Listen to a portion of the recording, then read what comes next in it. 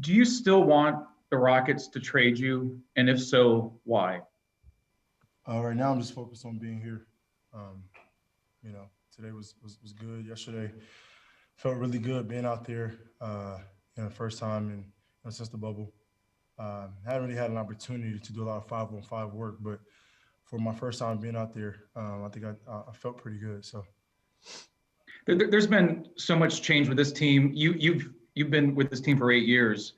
How would you describe the last few months and just your overall perspective on where this basketball team is at right now? There's a lot of changes. Obviously the entire coaching staff. Some of the front office, a lot of the players. This is where we are. So um, you know, coach has done an unbelievable job of just communicating with the guys and just putting the structure in and getting things going. Tim McMahon. James, what was the point that you were trying to get across when you went to Atlanta and Vegas when training camp was starting? I was just training. What were you training for? Started the NBA season. How did going to Atlanta and Vegas help you there when the Rockets were starting training camp in Houston? Just my personal trainers.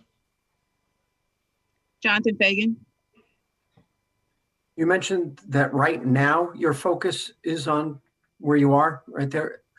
Had you during the off season, or can you explain kind of what your thinking was in either asking to be traded elsewhere or indicating that that would be your preference?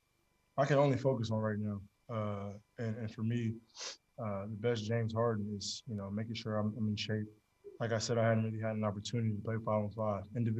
Individual workouts, weightlifting, individual basketball training is great. But, as every NBA player can agree, there's nothing like 5-on-5 training and the physicality and, making reads and things like that. So yesterday, for my first time being out there, I felt good and, it was exciting. Haley Griffin. Hey, James, you mentioned all the changes in the offseason, the new coach, a new system in place, so many new faces on the roster. What have you found to be the most challenging part of the last 2 days from just practicing for the first time as a group to then getting game action with the whole group together?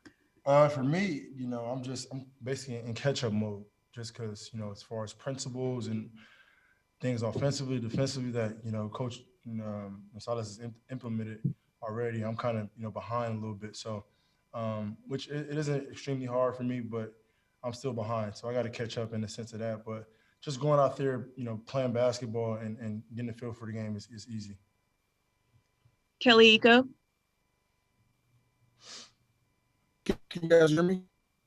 Yes. Yeah, I can hear you. Just how has it been down on the wall and in terms of you guys can do within the offense?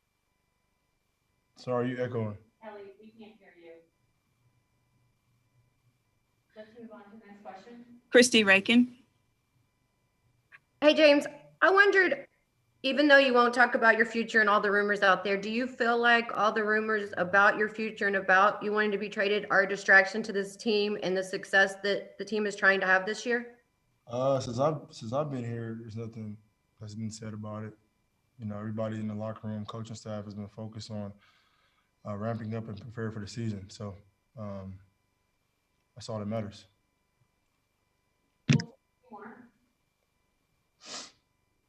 Terrence Harris.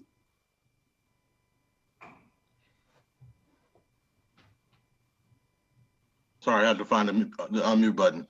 Hey, James, just want to find out, what's your impression of this new coaching staff and the new players are in? I mean, what's been your impression so far? And have you had time yet to sit down with Silas at all and kind of talk to him about things and kind of what his plan is? Not yet.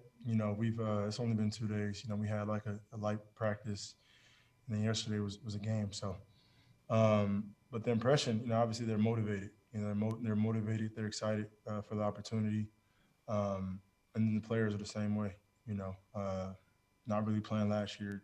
John looks like he's getting to back to his normal self. Boogie as well. So they're all excited.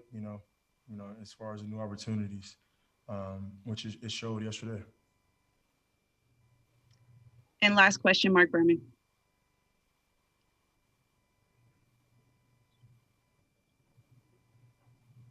Mark? Okay, we'll give the last question to Adam Spolin. James, you obviously had a close relationship with Daryl for all those years, and I think you had a lot of trust in him. Do you have that same trust in Rafael Stone that he can put pieces around you? We haven't had a conversation, so yeah. Thank you, James.